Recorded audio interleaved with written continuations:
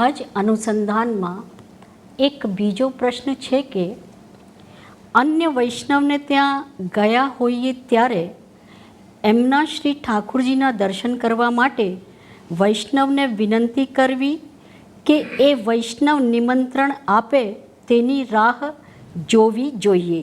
આમ શા માટે? પહેલી વાત તો એ કહી દેવા માગું છું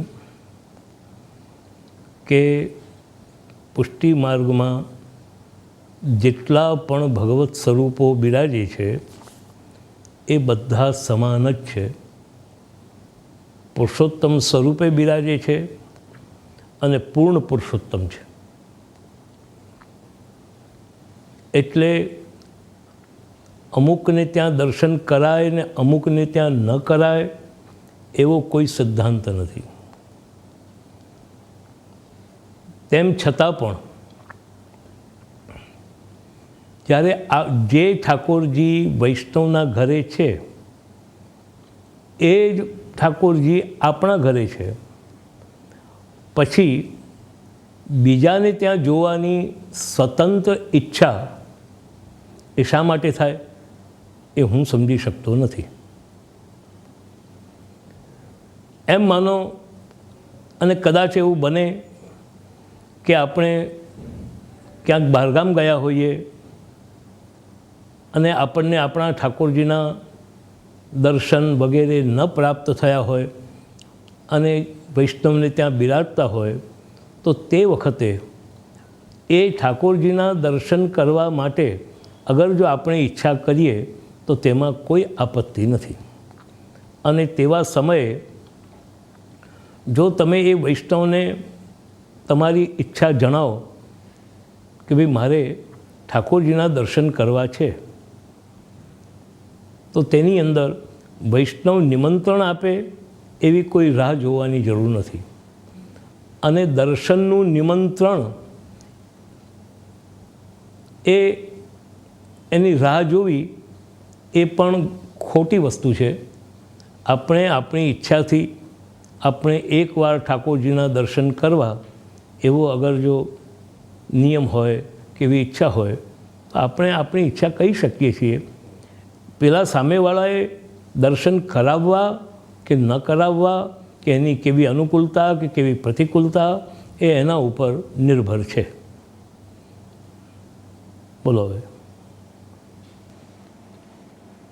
અન્ય વૈષ્ણવના શ્રી ઠાકોરજીની સેવા કે ચરણ સ્પર્શ કરવા માટે એ વૈષ્ણવની રજા લેવી જરૂરી છે? શા માટે? એ જ વસ્તુ પાછી આમાં પણ આવે છે કે કોઈક જગ્યાએ આપણે ગયા છીએ, આપણે આપણા ઠાકોરજીના ચરણ સ્પર્શ કરી શક્યા નથી અને જે ઘરે ગયા છીએ ત્યાં ઠાકોરજી બિરાજે છે, તો જ્યાં સુધી આપણને પ્રાપ્ત હોય ને શક્ય હોય આપણે ઠાકોરજીના ચરણ સ્પર્શ કરવાની ઈચ્છા કરીએ તો તેમાં કોઈ આપત્તિ નથી. તેમ છતાં પણ જેના ઘરે ઠાકોરજી જેના છે એની પરવાનગી મેળવવી 100% જરૂરી છે. કારણ કે જે ઠાકોરજીના આપણે ચરણ સ્પર્શ કરવા માગીએ છીએ એ ઠાકોરજી એના સ્વત્વના છે, એના અધિકારમાં બિરાજે છે અને પ્રભુ એમના ભાવ ભક્તિને પૂર્ણ કરવા માટે બિરાજે છે. તે વખતે એ વૈષ્ણવની આપણે પરવાનગી લઈએ અને જો એ વૈષ્ણવ પરવાનગી આપે તો તમે ચરણ સ્પર્શ કરી શકો છો. બોલો. પોતાને થયેલી બીમારી ડાયાબિટીસ, કોલેસ્ટ્રોલ વગેરેના કારણે પોતે પાળવા પડતા ભોજન વિષયક નિયમો વૈષ્ણવ પ્રભુને ભોગ ધરાવવામાં અમલમાં મૂકે તો જ પ્રભુ પ્રસાદી પોતે લઈ શકે અને સમર્પિત ભોજન લેવાનો નિયમ જાળવી શકે. એવી પરિસ્થિતિમાં વૈષ્ણવે શું કરવું? થોડો પ્રશ્ન આગળ પણ છે. પોતાના ભોજન વિષયક નિયમોનો અમલ પ્રભુ ભોગ માટે કરવો અને પ્રભુ પ્રસાદી લેવી કે પોતાના ભોજન વિષયક નિયમોનો અમલ પ્રભુ ભોગ માટે ન કરવો અને પ્રભુ પ્રસાદી ન લેવી અને એની વ્યવસ્થા અન્ય કોઈ રીતે કરવી, અન્ય વૈષ્ણવને આપવી, ગાય કે અન્ય પશુને આપવી કે નિકાલ કરી નાખવો? આ પ્રશ્નને શ્રી મહાપ્રભુએ સિદ્ધાંત રહસ્ય ગ્રંથની અંદર વિચારેલો છે અને એ સિદ્ધાંત રહસ્ય ગ્રંથની અંદર સેવકાનામ યથા લોકે વ્યવહાર પ્રસિદ્ધ્યતિ શબ્દથી જણાવ્યો છે. નિવેદિભિ સમર્પ્યૈવ સર્વમ કુર્યાત ઇતિ સ્થિતિ, એમ ત્યાં પણ એક વિષય મૂકેલો છે. એટલે જે પુષ્ટિ માર્ગીય વૈષ્ણવ છે અને જે વ્યક્તિએ બ્રહ્મ સંબંધ દીક્ષા પ્રાપ્ત કરેલી છે અને જેના ઘરે ભગવત સેવા કોઈ પણ રૂપની અંદર બિરાજમાન છે, એવા વૈષ્ણવોને માટે શ્રી મહાપ્રભુ જણાવે છે કે નિવેદિભિ સમર્પ્યૈવ સર્વમ કુર્યાત ઇતિ સ્થિતિ. એટલે એ પુષ્ટિ માર્ગીયા ભક્તિ માર્ગીયા મર્યાદા છે કે પોતાનું જે કંઈ પણ હોય પોતાને અર્થેનું તે બધું ભગવાનને નિવેદન કરીને લેવું, અથવા તો પોતાનું કોઈ પણ કાર્ય હોય તો તે ભગવાનને નિવેદિત કરી અને એ કરવું, એવી ભક્તિ માર્ગીય મર્યાદા છે. હવે સેવકાનામ યથા લોકે, તો સેવક એટલે સેવંતે યે તે સેવકાહ, જે ભગવાનની સેવા કરે છે તે સેવક છે.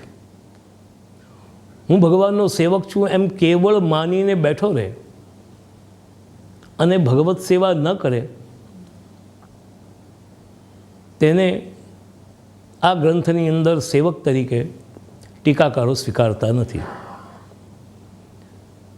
ત્યારે એવા સેવકોએ બધું જ ભગવાનને નિવેદન કરીને જ કરવું, ત્યાં સુધી કે પોતાનું કોઈ પણ કાર્ય પણ લૌકિક વ્યવહાર પણ હોય તો તે પણ ભગવાનને નિવેદન કરીને કરવું.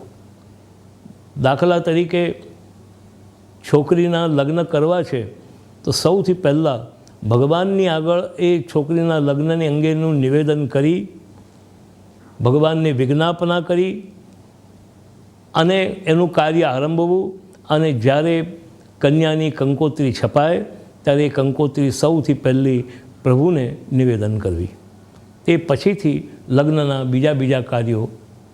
અને જ્યારે તમે પ્રભુની આજ્ઞા લો તે વખતે પ્રભુ આ કન્યા છે આપે જ આપેલી છે અને આ લગ્નનું કાર્ય પણ આપ જ કરાવી રહ્યા છો ને આપ જ કરશો, અને આપના તરફથી હું આજ્ઞા લઉં છું આ કાર્યને સંપન્ન કરવાની, એમ ભગવદ આજ્ઞા લઈ અને કાર્ય સંપન્ન કરવું.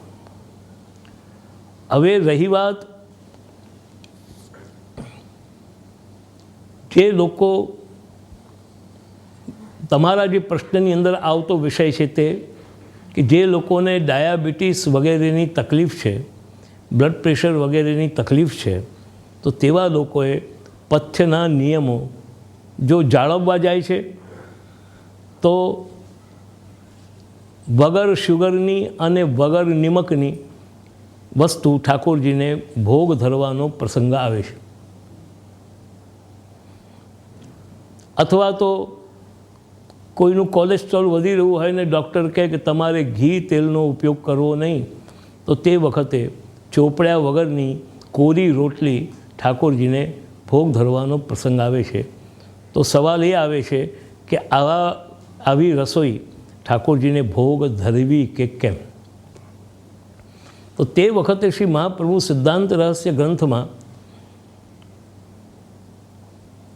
સમર્પણનો એક બીજો પણ પ્રકાર સિદ્ધાંત રહસ્યમાં જણાવે છે. એક ભગવત ધર્માનુરોધી સમર્પણ જે મુખ્ય છે, અને તે સિવાયનું બીજું સમર્પણ કે જે વ્યવહાર અનુરોધી છે. ભગવત ધર્માનુરોધી સમર્પણની અંદર તો જે કંઈ પણ કરવાનું છે તે ભગવાનના અર્થે જ કરવાનું છે. પોતાના સુખાર્થે અને પોતાના ભોગાર્થે કંઈ પણ નહીં કરવું, કારણ કે એવી મર્યાદા ભગવાને એકાદશ સ્કંધમાં ઉદ્ધવજીને જણાવી કે હે ઉદ્ધવ, જે કંઈ પણ મદર્થેર્થ પરિત્યાગો ભોગસ્ય ચ સુખસ્ય ચ, પોતાના ભોગ અને સુખનો પણ સર્વ પ્રકારનો ત્યાગ મારા અર્થે કરવો. તો ભગવાનના અર્થે જ્યારે પોતાના સુખ અને ભોગનો સર્વ જ્યારે આપણે ત્યાગ કરતા હોઈએ તે વખતે એ ભગવદ્ ધર્માનુરોધી સમર્પણ છે કે મારા માટે કંઈ નહીં. જેમ કે મને આજે અત્યારે વેગનની સિઝન ચાલે છે તો વેગનનું શાક ખાવાની ઈચ્છા થઈ, તો તે વખતે એ પ્રકારની ઈચ્છા કરવી મારા માટે એ જ પુષ્ટિમાર્ગીય સમર્પણથી વિપરીત છે. તમે કેવલ ઠાકોરજીને અરોગાવવા માટેની જ ઈચ્છા કરો, જેમ કે પુરુષોત્તમદાસ શેઠને વેગણ જોઈ અને ઠાકોરજીને ભોગ ધરવાની ઈચ્છા થઈ, બહુ સુંદર છે, તો આ ઠાકોરજીને લાયક છે. પણ તેમ છતાં પણ આપણે જીવ છીએ, લૌકિક વ્યવહારમાં રહેલા છીએ અને આપણામાં અનેક દોષો પડેલા છે. અને આજને દિવસે આપણે એવા મજબૂત મનના બની ગયા નથી કે આપણા મનમાં કોઈ ઈચ્છા જ ન થાય અને કોઈ કામના આપણા હૃદયની અંદર રહે જ નહીં. તો તેવી વખતે અથવા તો આપણને જે કરવો પડતો લૌકિક વ્યવહાર પણ આપણે કરવો પડે છે. તમારી ઈચ્છા હોય કે નહીં હોય પણ તમારે ઘરે આવેલા અતિથિનો સત્કાર તમારે કરવો જ પડે છે. તમારી ઈચ્છા હોય કે ન હોય પણ કન્યાના વિવાહની અંદર જે જ્ઞાતિ ભોજન વગેરે કરાવવાનું હોય તે કરવું જ પડે છે. તો આવા બધા લૌકિક વ્યવહારોના પ્રસંગો પણ આપણને જીવનમાં આવી પડતા હોય છે. અને આજને દિવસે આપણે લોક વ્યવહાર છોડી શક્યા નથી. જે લોકોએ છોડી દીધો છે તેને માટે કોઈ પ્રશ્ન નથી, પણ જેણે લોક વ્યવહારમાં રહેવું છે અને જે રહેલો છે તેવા લોકોને માટે અગર જો કદાચિત પોતાના મનની અંદર ઈચ્છા થાય તો મહાપ્રભુજી તે વખતે આ બીજું સમર્પણ વ્યવહાર અનુરોધી, એટલે કે વ્યવહારના અનુરોધે, ભગવાનના ધર્મના અનુરોધે થનારું સમર્પણ નહીં, પરંતુ વ્યવહારના અનુરોધે થનારું સમર્પણ. એ પ્રકાર શ્રી મહાપ્રભુ સેવકાનામ યથાલોકે વ્યવહાર પ્રસિદ્ધતિ, જે પ્રકારે સેવકોનો વ્યવહાર સિદ્ધ થાય તે પ્રકારે જેમ સેવક પોતાનો વ્યવહાર કરે છે તેવી રીતે ભગવાનના સેવકોએ પણ પોતાના સેવકપણાનો વ્યવહાર સિદ્ધ થાય અને લૌકિક વ્યવહાર પણ નિભે, તેને માટેનું આ સમર્પણનો બીજો પ્રકાર કહે છે. હવે ધારો કે જેમ પહેલાં હું કહી ગયો તેમ તમને વેગણ ખાવાની ઈચ્છા થઈ, તો તે વખતે આપણે વેગણ ખાઈ નહીં લેવું, પણ વેગણ લાવી ઠાકોરજીની રસોઈમાં તેને સિદ્ધ કરી ઠાકોરજીને ભોગ ધરી અને પછી પોતે વેગણનો ઉપયોગ કરવો. આ રીતે સેવકોનો વ્યવહાર નિભે છે. અને એવી જ રીતે તમે જો ડાયાબિટીસવાળા છો, બ્લડ પ્રેશરવાળા છો, તો તે વખતે મારું એમ માનવું છે કે સર્વથા વર્જ કરવા કરતાં અગર જો આંશિક એનો સંસ્કાર આપીને, એટલે કે આપણે પૂરી ખાંડ ન આપીએ પરંતુ થોડી ઓછી ખાંડ નાખીએ અથવા તો ઘણી ઓછી નાખીને પણ ખાંડનો સંસ્કાર આપીને કે નિમકનો સંસ્કાર આપી, કે લૂણ વિનાની કે ખાંડ વિનાની તેવું નહીં, પરંતુ એમાં થોડોક સંસ્કાર આપી અને અગર જો આપણે ઠાકોરજીને ભોગ ધરીએ, જો આટલો જો કોમ્પ્રોમાઇઝ તમે કરી શકો તો એ લોક વ્યવહારની માટે ઠાકોરજીને જે ભોગની વસ્તુ છે એ યથાવત ધરી અને આટલી અટકીમાં ઠાકોરજીને તમે અલગથી ધરો તો તેની અંદર પણ આપત્તિ નથી. કારણ કે આજને દિવસે તમારું એ મન તૈયાર થયું નથી કે ભલે જે થવું હોય તે થાય પણ હું આમ તો નહીં જ કરીશ, એટલા આપણે તૈયાર થયા નથી. આમ તો ખરેખર તો હકીકત એવી છે કે તમારે જ્યાં પોલ્યુશન હોય ત્યાં જવું જ ન જોઈએ.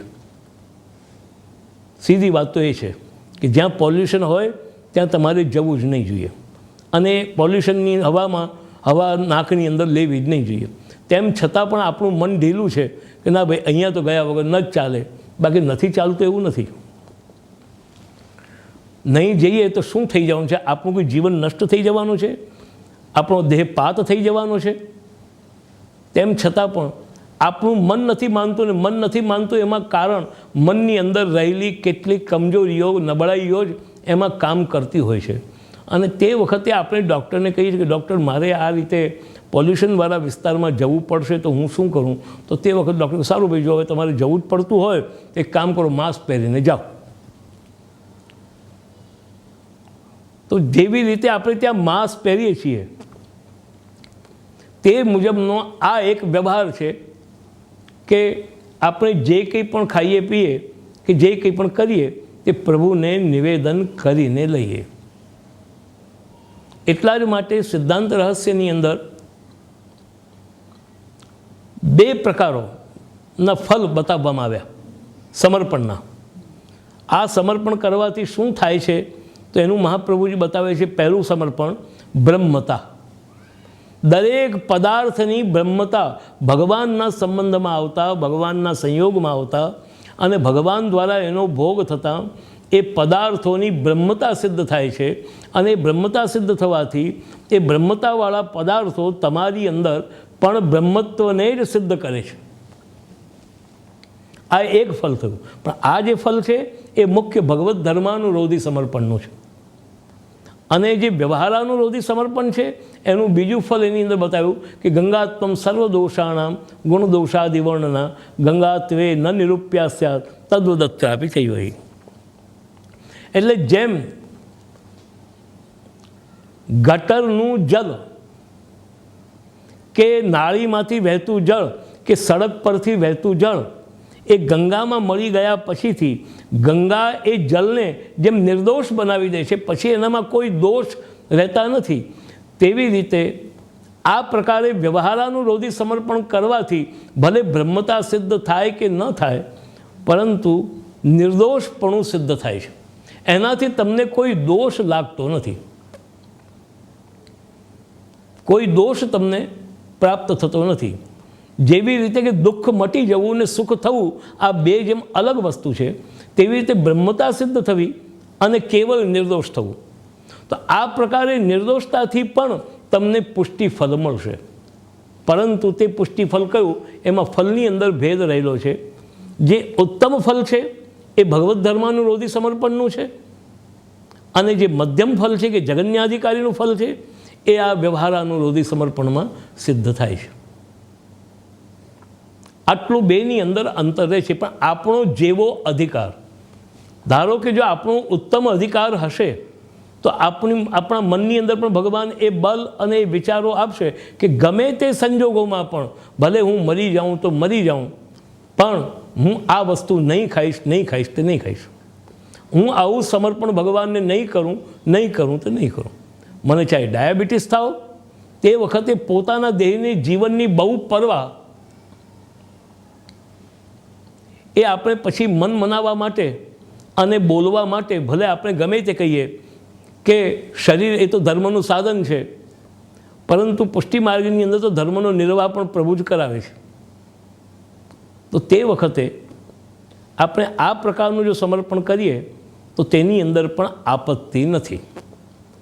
પણ શ્રી પુરુષોત્તમજી સિદ્ધાંત રહસ્યની ટીકાની અંદર તે વખતે એક વિવેક આપે છે વચમાં કે આ પ્રકારનું જે સમર્પણ છે તે સમર્પણ કરતી વખતે પણ તમારે એ પદાર્થનો જ્યારે ભોગ કરો, ધારો કે તમે થોડી ખાંડ નાખી અને ફીકું દૂધ ઠાકોરજીને ભોગ ધર્યું અને એ પછી તમે લો, તે વખતે એમાં તમારે આનંદ નહીં માની અને મેં કંઈક ઉત્તમ કાર્ય કર્યું છે એવું નહીં માની અને પોતાના મનમાં ગ્લાનિ કરવી કે આ મારે કરવું પડ્યું. આટલી જ્ઞાની પોતાના મનની અંદર કે જેને એકાદશ સ્કંદમાં ભગવાને બતાવ્યું છે કે જુષમાણષ્ટ તાન કામાન, અગર જો તમે કામના તમારામાં વૈરાગ્ય સિદ્ધ થયો નથી અને તમારામાં કામનાઓ થાય છે તો તે કામનાઓના અનુસાર તમે જ્યારે ભોગ કરો તે વખતે કમસે કમ એ ભોગની અંદર રુચિ, પ્રસન્નતા કે આનંદનો અનુભવ નહીં કરી એની અંદર પોતાના મનમાં ગ્લાનિ સ્થાપવી. જેવી રીતે કોઈક મા બાપનો બહુ જ યોગ્ય પુત્ર હોય અને તેમ છતાં પણ એની કોઈક કમજોરીને કારણે એ પોતાના મા બાપને કોઈક વસ્તુ છુપાવે કે ભાઈ આટલી મારે મારા ફાધરને કે મધરને નથી કહેવી, તે વખતે કહેતી વખતે છુપાવવાથી મેં છુપાવ્યું એમ કરીને આનંદ નથી લેતો, પરંતુ છુપાવવાનું મનમાં ગ્લાય કે ભાઈ મારે આ બરાબર નથી, મેં મારા ફાધરથી આટલી વાત છુપી રાખી. એ પ્રકારે પોતાના મનની અંદર જે તમે કામનાથી ભોગ કરો એની અંદર પોતાના મનમાં ગ્લાનિ સ્થાપવી અને અશક્યવા સુશક્યવા સર્વથા શરણમ હરિ. પોતાની અશક્ય અવસ્થામાં અને સુશક્ય અવસ્થામાં એની અંદર તમારે બધા જ અર્થો લઈ લેવા. તમારી અશક્ય અવસ્થા ચાહે શારીરિક હો ચાહે માનસિક હો અથવા તો પ્રાસંગિક હો અથવા તો વ્યવહારિક હો, કોઈ પણ પ્રકારની અશક્ય અવસ્થા તમે તમારા મનને એનાથી રોકી જ નહીં શકતા હો તો એ પણ તમારી અશક્તિ છે. તો એ અશક્ય અવસ્થામાં પણ મહાપ્રભુજી કહે છે સર્વથા શરણમ હરિ.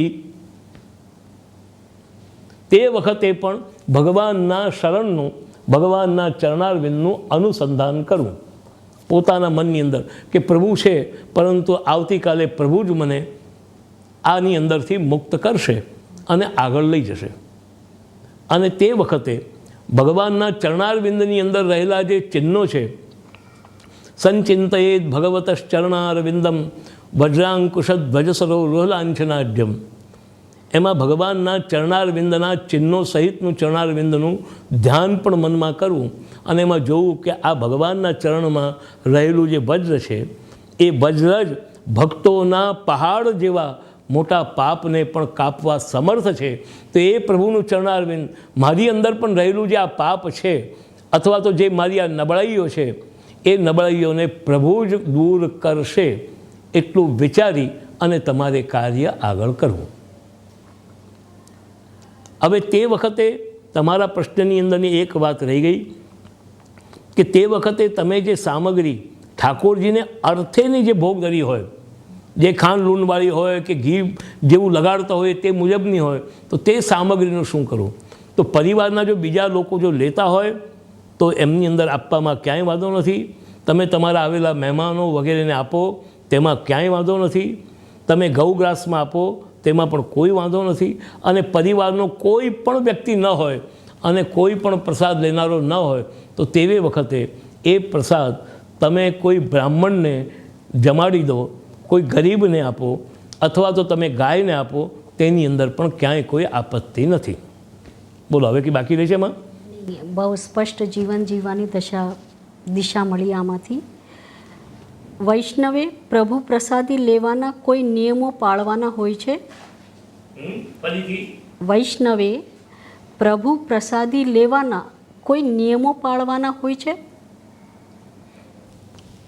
આમ તો પ્રભુ પ્રસાદી લેવાના નિયમો એની અંદર બહુ વધારે પડતું ન કહીએ તો પહેલી વાત તો એ છે કે ભગવાનનો પ્રસાદ ખૂબ જ આદરપૂર્વક લેવો. જેને ભગવાન એકાદશ સ્કંદની અંદર ઇતિ શેષામ મયા દત્તામ શ્રેયસ્યાધાય સાદરમ એમ જણાવે છે. એટલે પ્રસાદ એનો અર્થ છે મારું આપેલું, મારું એ ભક્તને ઉપયોગને માટે આપેલું. તો આ વસ્તુ કેવળ માળા માટે જ નહીં લઈ અને જે કંઈ પણ પ્રસાદ રૂપમાં ભગવાન આપે છે એ દરેકને માટે લાગુ પડે છે. તો તેવી સ્થિતિની અંદર ઇતિ શેષામ મયા દત્તામ શિરસ્યાધાય સાદરમ એની અંદર ભગવાન જણાવે છે કે પ્રસાદી માળાને પણ ખૂબ આદરપૂર્વક પોતાના માથા પર ચડાવવી. તેવી રીતે તમે જ્યારે ભગવદ પ્રસાદ લેવા બેસો ત્યારે એને પ્રણામ કરી, ખૂબ આદરપૂર્વક પ્રણામ કરી અને એમાં અનાજનો ભાવ નહીં રાખી, સ્વાદનો ભાવ નહીં રાખી અને બીજી વસ્તુઓનો લૌકિક પદાર્થોનો ભાવ નહીં રાખી અને આ પ્રસાદ રૂપમાં ભગવાન જ છે એ પ્રકારનો ભાવ રાખી અને પ્રસાદ ગ્રહણ કરવો. અને એને માટે ભગવદ પ્રસાદની જે પણ આદરને માટેની જે નિયમો છે એની જાળવણી કરવી. સૌથી પહેલી વસ્તુ તો એ કે પ્રસાદને લેતા પહેલાં પવિત્ર જગ્યા, એમ ઠાકોરજીને તમે કોઈ પણ જગ્યાએ પધરાવો તો તેના પહેલાં પવિત્ર જગ્યા રાખો છો, તેવી રીતે ભગવદ પ્રસાદને પધરાવતા પહેલાં પણ પવિત્ર જગ્યા રાખો. પાણીથી હાથ ફેરવી, કારણ કે જગ્યા કોઈનાને કેવી હોય, કોઈ એંઠી હોય, જૂઠી હોય, કોઈ સૂતકી કે એવા અપવિત્ર વ્યક્તિઓ બેઠા હોય, તો એ બધી જગ્યાઓ હોય આપણને ખબર પડતી નથી, આપણા ગમે તેવા પગ લાગેલા હોય. એટલે સૌથી પહેલાં જમીનના ઉપર એટલા ભાગની અંદર પાણીનો હાથ ફેરવી અને નીચે જેવી રીતે ઠાકોરજીને આપણે આસનમાં પધરાવીએ છીએ તેવી રીતે એક પાતળ કે એવી કોઈ પણ વસ્તુ મૂકી અને એના ઉપર પ્રસાદ મૂકવો. પણ સાવ જમીનની અંદર મૂકીને કોઈ પણ વસ્તુ લેવી નહીં. જેમ ઠાકોરજીની જે મૂર્તિની સ્વરૂપની સેવામાં જે નિયમો છે તે નિયમો એક બીજી રૂપમાં પણ આની અંદર પણ પ્રાપ્ત થાય છે. અને લીધા પછી પણ સ્વાદનો ભાવ નહીં રાખી અને મેં પ્રસાદ લીધો છે એવો ભાવ મનમાં રાખવો. એને માટે એઠું છોડવું એ અનાદર છે. કોઈ પણ વસ્તુને એઠી છોડવી એ અનાદર છે. એટલે આપણે પહેલેથી જ એટલું જ લેવું કે જેટલું આપણે લઈ શકીએ છીએ અને બચાવવાનો વારો ન આવે. લેતા પહેલાં આપણે લૌકિક છીએ અને હું પહેલાં જ કહી ગયો કે આપણા મનની અંદર કેટલીક વસ્તુઓ એવી હોય છે કે જે ન ખવાય, તો તે વખતે આપણને કોઈ વસ્તુ ભાવી ને કોઈ વસ્તુ ન ભાવી. હવે ન ભાવી એટલે પાછી થોડું ઘણું ગમે ત્યાંથી મન મૂટાવી અને ખાઈએ પણ બચી જાય. એના કરતાં પહેલાં બરાબર જોઈ વિચારી તપાસીને મારાથી ખવાશે કે નહીં. એ ખાટી તુરી કે બહુ તીખી છે, હવે ધારો કે કોઈ જગ્યાએ રસોઈ બહુ તીખી આવી, ન ધરવું જોઈએ પણ છતાં પણ કોઈએ ધર્યું તો અંત તો ગત્વા પ્રસાદ છે. કોઈના હાથથી લૂણ વધારે પડી ગયું તો પહેલેથી જ જોઈ વિચારી ચાખી અને પછી જેટલું જોઈતું હોય જે પ્રમાણમાં તે લેવું. પરંતુ એઠું છોડવું એ પ્રસાદનો અનાદર છે. મારા જાણવામાં અમદાવાદવાળા નાગરદાસ બામણિયા એક એવા વૈષ્ણવ હતા કે જે એમને પ્રસાદ લેવા જ્યારે બેસે ત્યારે અગર જો કોઈ કારણથી કોઈ રસોઈની વસ્તુમાં લૂણ નાખવાનું રહી ગયું અને જો એમના જમવામાં ભાણામાં એ વસ્તુ આવી અને પછી કોઈ કહે કે અરે મારી તો ભૂલ થઈ ગઈ, આની અંદર તો લૂણ જ નથી લાગતું, લો હું તમને લૂણ આપું, તે ઉપરથી લૂણ પણ નાખતા ન હતા. એ ઉપરથી લૂણ પણ નાખતા ન હતા. ઠાકોરજી જે આરોગ્યા તે મારે માટે સ્વાદ અને એ મારે માટે સ્વાદિષ્ટ. એટલે આ પ્રકારના આદરના નિયમો જાળવી અને પ્રસાદ લેવો. જ્યારે વાત નીકળી જ છે ત્યારે બીજું પણ હું કહી દઉં કે એવા વ્યક્તિઓને જ પ્રસાદ આપવો કે જે પ્રસાદનો આદર જાળવી શકતા હોય અને જેને પ્રસાદને તરફ પ્રસાદ રૂપની શ્રદ્ધા હોય. પણ જે વ્યક્તિને પ્રસાદનો આદર નથી તેવા લોકોને તમે કેવળ પોતાના સંબંધથી મારે ઘરે આવ્યા તો ચા પીઓ કે તમે કે બિસ્કિટ ખાઓ એની જગ્યાએ તમારે એને પ્રસાદ આપવાની જરૂર નથી. કારણ કે આપણા ઠાકોરજીના પ્રસાદનો અનાદર થાય એ આપણે માટે બહુ જ અસહ્ય હોવો જોઈએ. બોલો હવે. વૈષ્ણવ અન્ય વૈષ્ણવના શ્રી ઠાકોરજીનો પ્રસાદ લઈ શકે? વૈષ્ણવ અન્ય વૈષ્ણવના ઠાકોરજીનો પ્રસાદ લઈ શકે? કેમ ન લઈ શકે? હું પહેલાં જ કહી ગયો છું કે દરેક જગ્યાએ એક જ પુરુષોત્તમ બિરાજમાન છે. તો તે વખતે કોઈ પણ વૈષ્ણવને ત્યાં પ્રસાદ લેવાની અંદર ક્યાંય કોઈ આપત્તિ આવતી નથી. ફક્ત તમારી જે મર્યાદાઓ છે એ મર્યાદાઓ, જેની જે પણ મર્યાદા તે મર્યાદાઓ જળવાયેલી હોવી જોઈએ. કારણ કે હું પહેલાંના પણ વખત એ કહી ગયો છું કે યાવત દેહોયમ તાવત ભગવદ્ ધર્માપી વિધર્મા એવ તાવત વર્ણાશ્રમાદય ધર્મા એવ સ્વધર્મા. ત્યારે આપણે શરીર છે એવું ભાન છે તો જેટલી પણ આપણી જે વર્ણ અને આશ્રમ સંબંધી જે મર્યાદાઓ છે અથવા તો જે આપણા આચાર સંબંધી જે મર્યાદાઓ છે તેને આપણે જાળવવી જ જોઈએ. અને એ મર્યાદાઓ જાળવતા તમે કોઈ પણ વૈષ્ણવને ત્યાં પ્રસાદ લઈ શકો છો. બસ એમાં તમારે એટલું જ જોવાનું છે કે વૈષ્ણવ પોતાના દ્રવ્યથી અને પોતાના સત્વથી ઠાકોરજીની સેવા કરતો હોવો જોઈએ. લોકોના પૈસે કે લોકો પાસેથી માગી અને અગર જો ઠાકોરજીની સેવા કરે છે તો એ એવા પ્રસાદને આપણે ગ્રહણ કરવાની આવશ્યકતા નથી. અને છતાં પણ કોઈ તમારા હાથમાં આપે તો એને માથે ચડાવી અને મૂકી દેવું.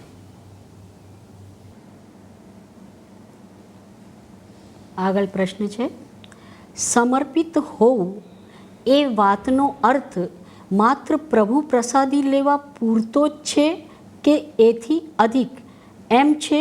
તો શા માટે આ અધિક અર્થનો ભારપૂર્વક ઉપદેશ મળતો ન હોય તો વૈષ્ણવે કેવી રીતે એને અમલમાં મૂકવો?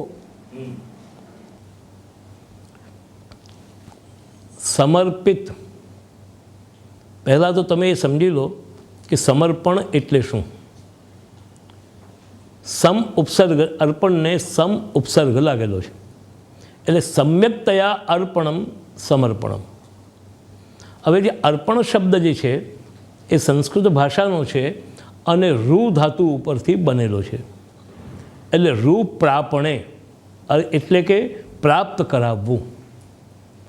કોઈ પણ વસ્તુ સારી રીતે, ત્યારે સમ એટલે સારી રીતે, ને સારી રીતે એટલે પ્રેમપૂર્વક.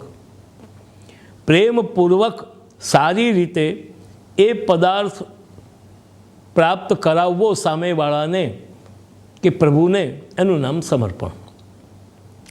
તારે કેવળ પ્રેમપૂર્વક અનાજ જ પ્રાપ્ત કરાવવાનું છે તેવું નથી. અને એ અર્થમાં શ્રી મહાપ્રભુ જણાવે છે ભક્તિ માર્ગીય મર્યાદા કે નિવેદિભિ સમર્પ્યૈવ સર્વમ કુર્યાત. તેની અંદર કેવળ અન્ન જલ વગેરે જ ભગવાનને ભોગ ધરવા એમ નથી કહેતા, પણ તમારા જીવનનું કોઈ પણ કાર્ય કે કોઈ પણ વસ્તુ કે પદાર્થ માત્ર એ ભગવાનના ઉપયોગ વિના તમારે એને સ્વીકારવો નહીં. પહેલાં એનો ઉપયોગ ભગવાન કરે અને તે પછી જ તમારે કરવો.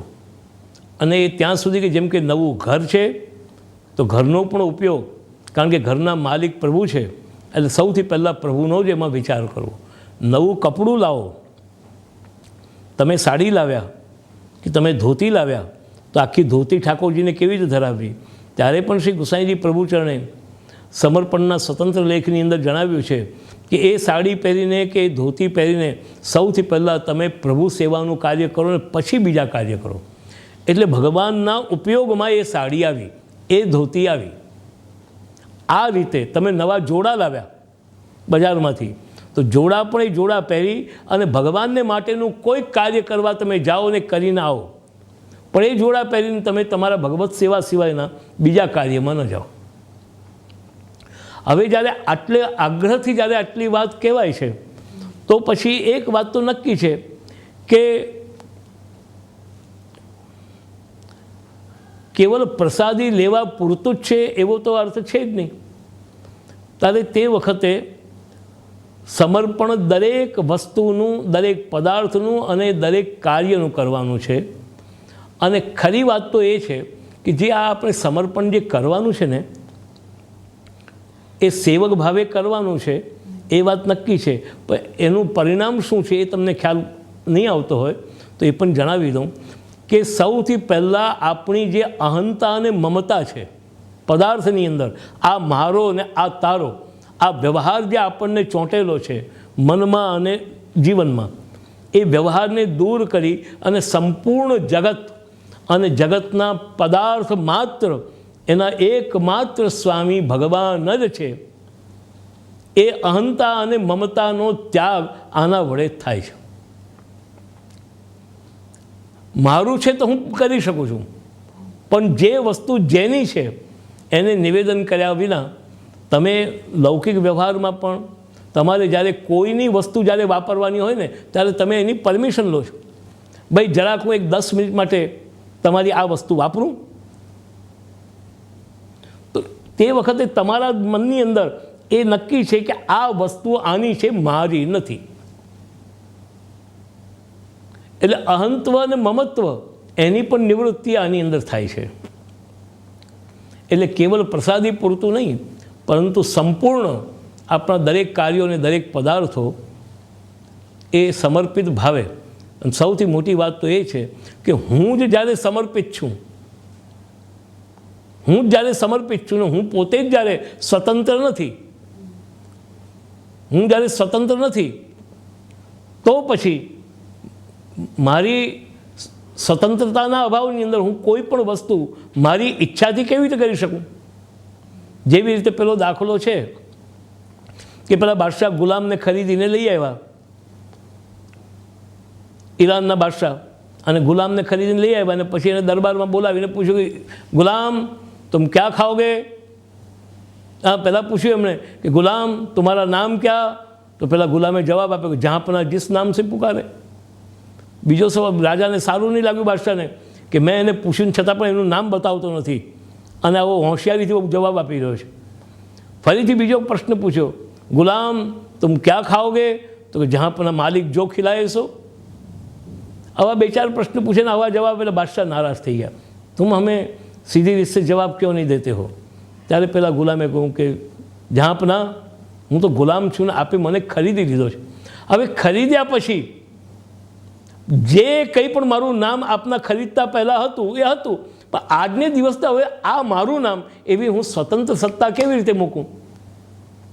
મારે આ ખાવું છે તો એટલા અર્થની અંદર હું સ્વતંત્ર થઈ ગયો. આપ જે ખવડાવો એ મારે ખાવાનું અને જે પહેરવાઓ એ મને પહેરવાનું. તો આપણે આ રીતે ભગવાનને નિવેદિત છીએ એ ભાવ મનમાં રાખી અને સંપૂર્ણ નિવેદન આપણા પુષ્ટિ સંપ્રદાયમાં સ્વીકારેલું છે, પાર્શિયલ નિવેદન નથી.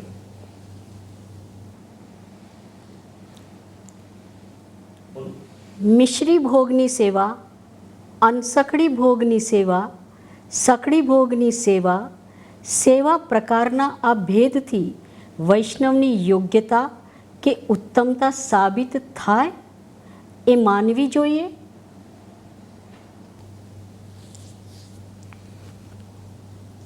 આમાં ઉત્તમતા અને અધમતાનો કોઈ પ્રશ્ન નથી,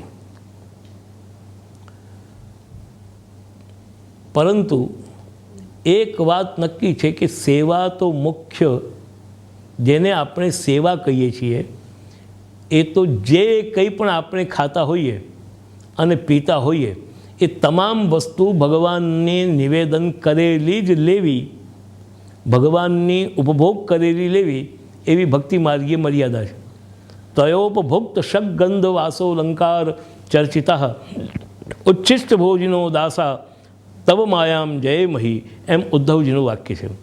એટલે તયા ઉપભોક્ત, ભગવાન દ્વારા જેનો ઉપભોગ કરાઈ ગયો છે તે જ વસ્તુઓ જીવનમાં અંગીકાર કરવી એ દાસ સેવક કે ભક્તોની મર્યાદા છે. તો તે વખતે તમે રોટલી શાક ખાઓ અને ઠાકોરજીને મિશ્રી ધરાવો એ મુખ્ય સેવાનો પ્રકાર તો નથી જ. એટલે જે સેવા છે કે જેને આપણે પુષ્ટિ સેવા કહીએ છીએ એ તમે જે કંઈ પણ ખાતા હો, હવે તમે સકડી ખાતા હો, તમે અનસકડી ખાતા હો કે તમે દૂધગર ખાતા હો, તમારા ઘરની અંદર જે કંઈ પણ તમે તમારી અનુકૂળતા પ્રભુએ તમને આપી હોય અને તમને સાધનો આપ્યા હોય તેના અનુસાર તમે ઠાકોરજીની સેવા કરો અને એ ઠાકોરજીને ધરો એ મુખ્ય પ્રકાર છે. હવે રહી વાત અનસકડી અને દૂધગરની, તો ઠાકોરજીને આપણે, મારે ત્યાં હું ઠાકોરજીને દૂધગર જ ધરું છું કે અનસકડી જ ધરું છું, એનું કારણ શું? તો મારી અનુકૂળતા નથી. અમારું ઘર એટલું નાનું છે, અમારું ઘર એટલું નાનું છે કે એ ઘરની અંદર રહી, આ મુંબઈના જેવા કે જે 10 બાય 10ની ઓરડી હોય અને એની અંદર આપણે રહેતા હોઈએ તો તે વખતે આવી નાની જગ્યામાં ઠાકોરજીની સખડી ભોગની સેવા અને બધો વ્યવસાય કરવો એ શક્ય બનતો નથી. એ વિચાર કરીને આપણે છતાં પણ ઠાકોરજી ઘરમાં બિરાજવા જોઈએ એવો એક ભાવ અને એવો એક આગ્રહ આપણા મનમાં હોય છે. એટલે આપણે પછી કંઈ નહીં તો મિશ્રી ભોગ ધરીએ છીએ. અને મને લાગે છે કે અમારા પૂર્વજોએ જે આચાર્યોએ વૈષ્ણવોને જે મિશ્રી ભોગની કે અંસકડીની કે નાગરીની જે આજ્ઞા આપી છે એ મુખ્ય પ્રકારમાં નહીં, પણ વૈષ્ણવો આજે નબળા વૈષ્ણવ છે તો કમસે કમ ભગવત સમ્મુખ રહે અને આટલો પણ વિષય એમનામાં રહે એ વિચાર કરી અને કહું કે કંઈ નહીં તમે આ ન કરી શકતા આટલું કરજો એ તરીકે આપી છે. પણ એ અંતતો ગતવા તો આપણા મનની નબળાઈ જ છે. 10x10ની મુંબઈની અંદર રૂમની અંદર ચાલીની અંદર રહેતો એક વૈષ્ણવ એમ વિચારે કે હું આટલા નાના ઘરમાં આ વ્યવસ્થા કેમ કરી શકું? ન જ કરી શકાય. પરંતુ એને કોઈ એવો રોગ થઈ જાય અને ડૉક્ટર આવીને એને કહે કે તમે આ મુંબઈની હવામાં રહેશો તો મરી જશો. તો કે ડૉક્ટર શું કરું? તો કે તમે કોઈ પણ સંજોગોમાં આ શહેર બદલી નાખો. તો તે વખતે આપણે મુંબઈ છોડીશું કે મુંબઈમાં જ રહીશું? તો એક વાત નક્કી છે કે તે દિવસે, કારણ કે આપણે માટે જીવન જીવવું એ વધારે મહત્ત્વનું અને વધારે ઈચ્છનીય છે, એટલા માટે જીવનને ટકાવવા માટે જે કંઈ પણ છોડવું પડે તે આપણે છોડી દઈએ. આપણે ત્યાં ઉક્તિની અંદર પણ કહેવાયું છે કે ધનમ સર્વાત્મના રક્ષેત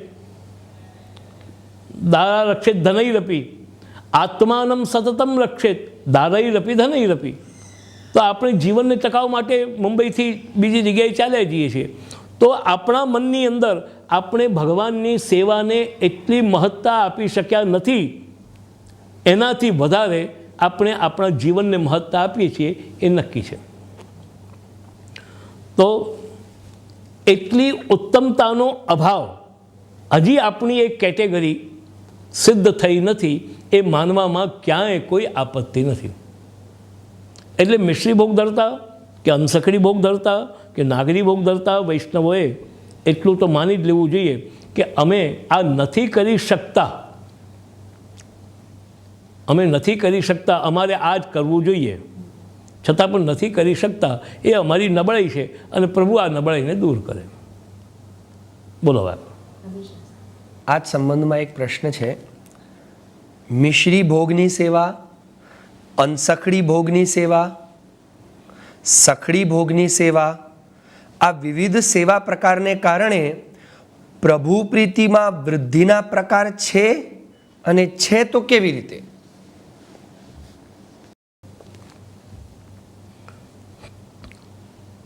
કોઈ પણ પ્રકારની સેવા એ મૂળતઃ ભગવાનમાં પ્રેમ સિદ્ધ કરવા માટે છે. શ્રી મહાપ્રભુજી ભક્તિવર્ધિની ગ્રંથની અંદર બીજ દાઢ્ય પ્રકારસ્તુ ગૃહે સ્થિત્વા સ્વધર્મતઃ અવ્યાવૃત્તો ભજેત કૃષ્ણમ પૂજયા શ્રવણાદિભિઃ એમ સેવાનો એક પ્રકાર બતાવ્યો. તે પછી આગળ જઈને કહે છે કે વ્યાવૃત્તોપી હરૌ ચિત્તમ શ્રવણાદૌ યતેત સદા. આમ નહીં તો તમે આમ કરો. આમ બંને કરવાનું કારણ શું? તતઃ પ્રેમ તથા શક્તિ વ્યસનંચે યદા ભવેત. એટલે અંતતો ગત્વા આજે આપણે જે ઘરમાં સેવા કરીએ છીએ એ સેવા સાધન છે. તે શેનું સાધન છે?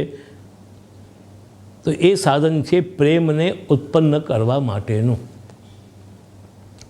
સાથે રહેતા રહેતા આપણને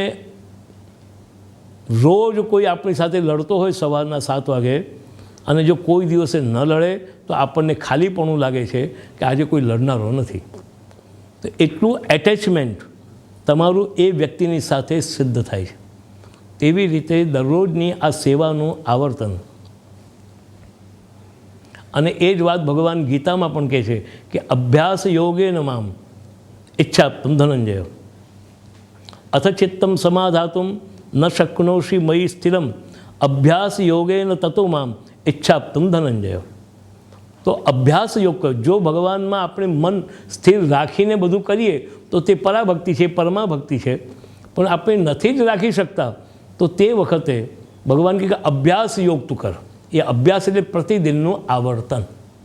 એ પ્રતિદિનના આવર્તન કરવાથી પણ એક દિવસે આપણું ચિત્ત ભગવાનમાં સ્થિર થાય છે. અને ભગવાનમાં ચિત્તનું સ્થિર થવું એટલે જ કે ભગવાનમાં પ્રેમ થવો. તો ચાહે તમે આજને દિવસે મિશ્રી ભોગની સેવાથી આરંભ કરો છો, પણ એક વાત નક્કી છે કે વચ્ચેની અંદર જેટલા પણ બીજા ભગવદ વિરોધી કે પ્રેમ વિરોધી વિષયો તમારા મનની સાથે ટકરાય છે, તેટલા વિષયો તમારા મનને ભગવાનથી જોડાતા અટકાવે છે. એટલે મિશ્રી ભોગની સેવા એ ત્યારે તમને આગળ જઈને લઈ જાય કે જ્યારે તમે મહાપ્રભુએ બતાવેલી રીત સાથે અપનાવો. કે વ્યાવૃત્તોપી હરવ ચિત્તમ શ્રવણાદવ.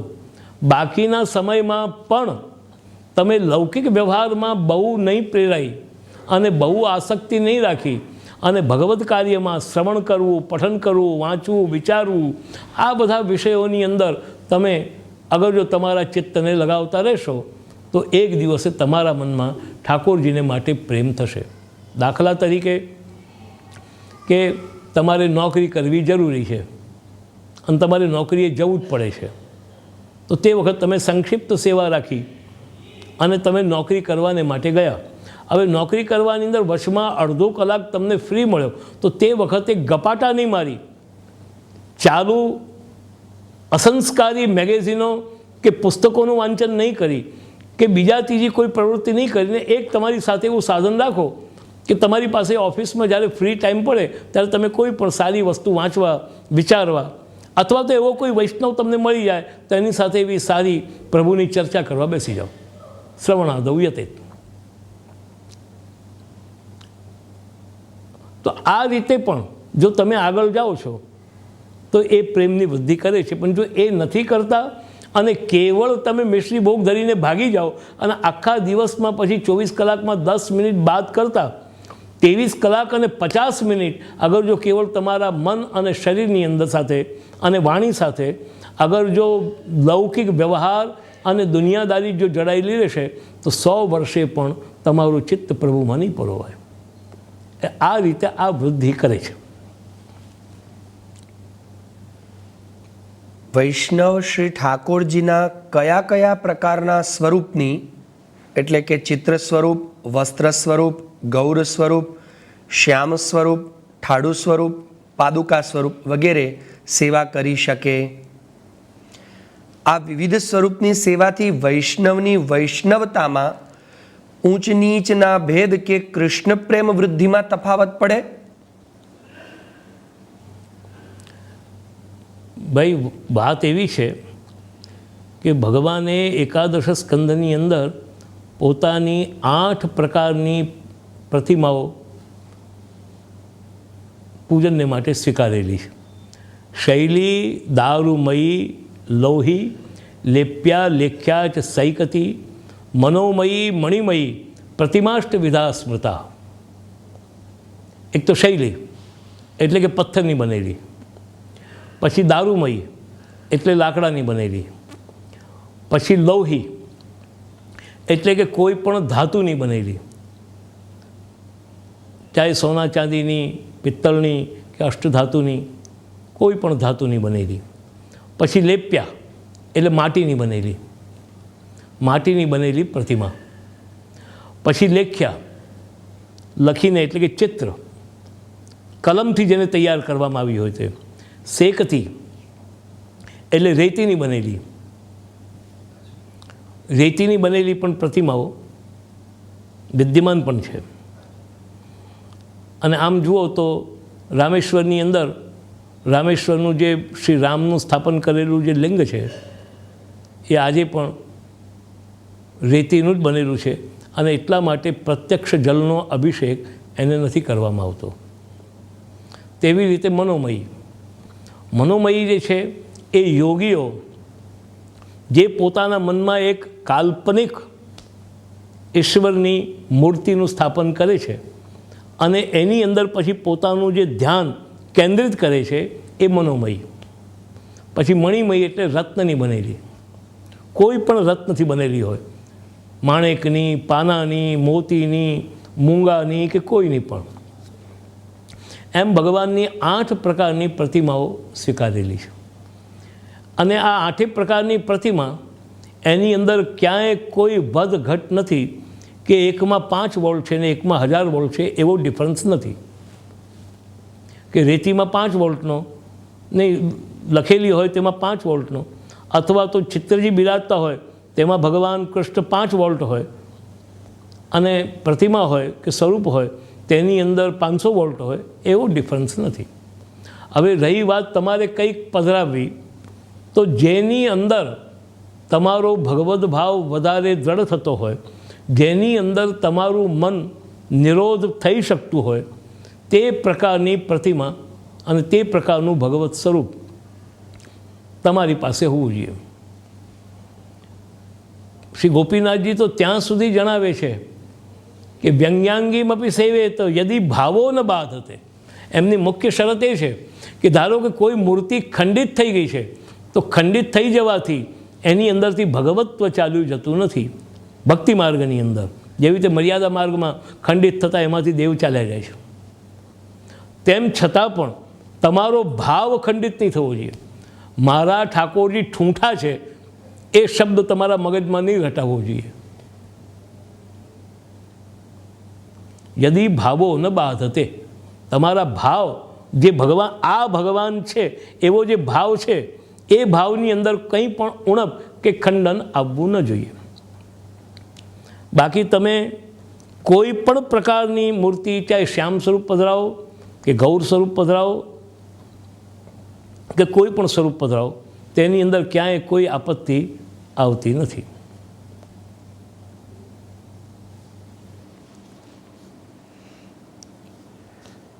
વૈષ્ણવ માત્ર શ્રી યમુનાજીની સેવા કરી શકે? શ્રી યમુનાજીની સેવા કરવી હોય તો સાથે શ્રીનાથજીને પધરાવવા જોઈએ. એટલા માટે કે આપણો ભક્તિ માર્ગ અને ભક્તિ એ રસ છે, અને રસ હોવાથી એ રસ આપણા મનની અંદર વ્યાપ્ત થવો જોઈએ. મુદ્દો તો આટલો છે. સ્ત્રી અને પુરુષ એ એકબીજાની અંદર જો રસ સિદ્ધ ન થાય તો બંનેનું દાંપત્ય કે બંનેનું સાહચર્ય પણ એક દુવિધાવાળું બની જાય. તો તે વખતે એક સ્ત્રીની અંદર રસ ક્યારે સિદ્ધ થાય? એક સ્ત્રીને જો એ જ રસ કોઈ સ્ત્રીમાં સિદ્ધ થઈ જતો હોય તો જુદી વાત છે, પરંતુ એ રસ એની અંદર સિદ્ધ થતો નથી. તેવી રીતે રસની આપણે આ ભક્તિ માર્ગની અંદર વિચારીએ તો જીવ માત્ર ભોગ્ય છે અને ભગવાન ભોગતા છે. તો આ ભગવાન મારા ભોગતા છે અને હું એનું ભોગ સાધન છું, એવો ભાવ તમને યમુનાજીના સ્વરૂપમાં, આ સ્ત્રી સ્વરૂપમાં થઈ શકશે? અને બીજે નંબરે જો તમે એમાં માતૃભાવ રાખો છો તો તે વખતે માતૃભાવની અંદર પણ તમારી જે રસની સિદ્ધિ થવી જોઈએ એ તો નહીં થઈ શકે. એટલા માટે યદ્યપિ શ્રી યમુનાજી અને શ્રી કૃષ્ણમાં કોઈ અંતર નથી, બંને એક જ છે. સ ઇમમેવ આત્માનમ દ્વેધા અપાતયત તથા પતિશ્ચ પત્ની ચા ભવતામ, એ બૃહદારણ્યક ઉપનિષદના મંત્ર દ્વારા જાણી શકાય છે કે શ્રી સ્વામિની કે શ્રી કૃષ્ણ વર્ધતે સા વ્રજે રાધા યથા ચંદ્રકલા શુભે ઇયમ સ્ત્રીસ્સ પુમાન કિંબા સાવા કાંતા પુમાનયમ. શ્રી કૃષ્ણ તેજ સૌર્ધેન સાચ મૂર્તિમતી સતી. શ્રી સ્વામિનીને કૃષ્ણનું જ અર્ધ તેજ, અર્ધ સ્વરૂપ સ્વીકારેલું છે. એટલે બેમાં કોઈ અંતર નથી. છતાં પણ તમારી જે સાધના છે એની અંદર સિદ્ધ કરવાનો જે તમારો ભાવ છે એ તમે સ્વામિની સ્વરૂપમાં જો કરવા જાઓ છો તે વખતે તમારી અંદર રહેલો પુંભાવ એ તમને દૂષિત કરી શકે છે. અને એટલા જ માટે આપણે જ્યારે ભજન પણ ગાઈએ છીએ ત્યારે ધન્ય શ્રી યમુનામાં કૃપા કરી શ્રી ગોકુલ વ્રજ સુખ આપજો. આપણે શ્રી યમુનાજીને મા તરીકે, માતા તરીકે, તો યદ્યપિ માતા અને પિતા બંને બ્રહ્મ જ છે. જે મહામૃત્યુંજયની મંત્રની અંદર આપણે જોઈએ તો એની અંદર પણ એ જ વસ્તુ આવે છે કે માતા અને પિતા એ બંને ભગવાન જ છે. તેમ છતાં પણ આપણે જે સાધના કરવાની છે એ સાધનાની અંદર ભગવાનનું સ્ત્રી ભાવ, સ્ત્રી શરીર રૂપ એ આપણી સાધનામાં ઉપયુક્ત નથી બનતું. એટલે સ્વતંત્ર યમુનાજીની સાધના સેવા આપણે ત્યાં નથી થતી, પણ એની સાથે શ્રીનાથજીનું સ્વરૂપ પધરાવવું અનિવાર્ય છે. એમાં જ હવે આગળ એ પ્રશ્ન છે, વૈષ્ણવથી અષ્ટયામ કૃષ્ણ સેવા ન થઈ શકે તો વૈષ્ણવે કેટલી અને કેવી કૃષ્ણ સેવા કરવી? અષ્ટયામ એટલે 24 કલાકની. મંગળાથી શયન એને અષ્ટયામ, યામ એટલે 3 કલાક, અને 3 કલાકને 3 કલાક એટલે 8 તારીખ 24. એટલે આજ સવારથી લઈને કાલ સવાર સુધીની 24 કલાકની સેવા એ અષ્ટયામ સેવા થઈ. હવે જો તેવી સેવા જો આપણાથી ન જ બની શકતી હોય તો તે વખતે એને કેવી સેવા કરવી? તો આનો નિકાલ મહાપ્રભુ સર્વનિર્ણય નિબંધમાં આપે છે. સર્વથા વૃત્તિહીનશ્ચેત એકમ યામમ હરૌ નયે. જો તમે સર્વથા વૃત્તિહીન છો અથવા તો તમારે કંઈ પણ પ્રકારની વૃત્તિ, વ્યાવૃત્તિ વગેરે કરવું આવશ્યક, અનિવાર્ય જ છે, તો તેવા સંજોગોની અંદર તમે વધુ ન થઈ શકે તો કમ સે કમ ઓછામાં ઓછી 3 કલાકની સેવા કરો. તમે 3 કલાકની સેવા કરો, અને તે વખતે પણ એ સેવાની અંદર પણ તમારે પેલો વિવેક તો રાખવાનો છે કે બાકીના સમયમાં પણ તમારે ચિત્ત કૃષ્ણની સેવામાં રાખવું. તો એમાં જ છે, વૈષ્ણવથી કૃષ્ણ સેવા બિલકુલ જ ન થઈ શકે તો વૈષ્ણવે પ્રભુ કૃષ્ણ સેવા ન જ થઈ શકે. સેવા શબ્દ છે ને એ સેવનમ સેવા, જેમ ઔષધ સેવન, સ્ત્રી સેવન વગેરે જે શબ્દ છે, એટલે સ્ત્રી સેવા, ઔષધ સેવા, દેહ સેવા, આ બધા સેવાના અર્થો છે. તેવી રીતે કૃષ્ણ સેવા, તો કૃષ્ણને સેવવું, કૃષ્ણને સેવવું. તો કૃષ્ણને સેવવાને માટે અગર જો આપણે પૂજા વગેરે પ્રકારથી જો સેવા ન કરી શકતા હોઈએ તો તે વખતે મહાપ્રભુએ બીજો વિકલ્પ આપ્યો જ છે કે વ્યાવૃત્તોપી હરવ ચિત્તમ શ્રવણાદૌ યતેત. તમે અગર જો સ્વરૂપ સેવા નથી કરી શકતા તો તેવા સંજોગોની અંદર ભગવાનના સેવાના અંગભૂત જે કોઈ પણ કાર્ય હોય તેને પણ અગર જો તમે કરો છો તો તે પણ એક સેવાનું જ સ્વરૂપ છે. એટલે તમે જ્યાં જ્યાં પણ જે પણ પ્રકારે ભગવદ કાર્ય કે ભગવત સેવાનું કાર્ય હોય તેની અંદર તમે તમારો વધુને વધુ સમય, વિચાર અને શરીરને ઇન્વેસ્ટ કરો. તો આ રીતે પણ તમે કૃષ્ણ સેવા કરી શકો છો. તમે જ્યારે ઓફિસમાં બેઠા હો ત્યારે પણ તમારું ચિત્ત કૃષ્ણની યાદવાળું હોવું જોઈએ, કૃષ્ણની યાદવાળું હોવું જોઈએ. તમે જ્યારે રેલવેમાં જાઓ તો તે વખતે પણ તમારું ચિત્ત એ રેલવેના કે દ્રશ્યો જોવાની અંદર નહીં હોતા, તમારો ચિત્ત કૃષ્ણની અંદર. એટલે તમે કૃષ્ણના વિચારમાં રહો, કૃષ્ણના ભાવના કરો, એવા વિષયો અંદર તમે પરાયણ રહો, તો એનાથી પણ તમે તમારી પ્રગતિ સાધનાની કરી શકો છો.